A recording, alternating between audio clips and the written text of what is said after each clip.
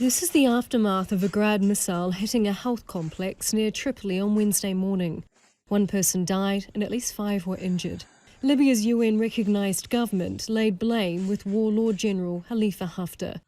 Yet hours later, Haftar's spokesman announced a ceasefire for the Muslim holy month of Ramadan. We hereby announce the cessation of all military operations on our part, and any breach of the cessation of military operations by terrorist militias will face an immediate and very severe response. What he labelled a terrorist militia is actually the UN-recognised government.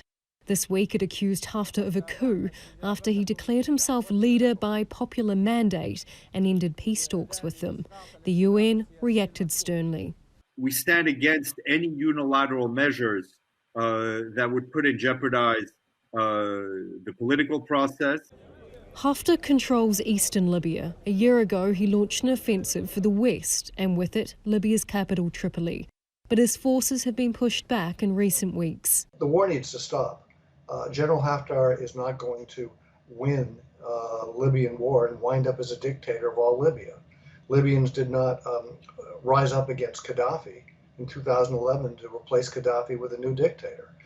It's an intractable conflict, with both Haftar and the Tripoli government receiving arms and support from multiple nations, fuel that feeds the conflict. One of Haftar's closest allies is the United Arab Emirates.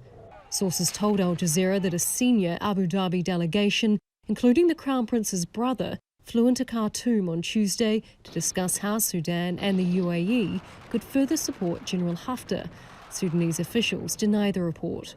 The UAE is playing a role bigger than its size by its constant interference in the affairs of a number of Arab countries. We need to consider that we, in Libya, are in a state of war against the UAE.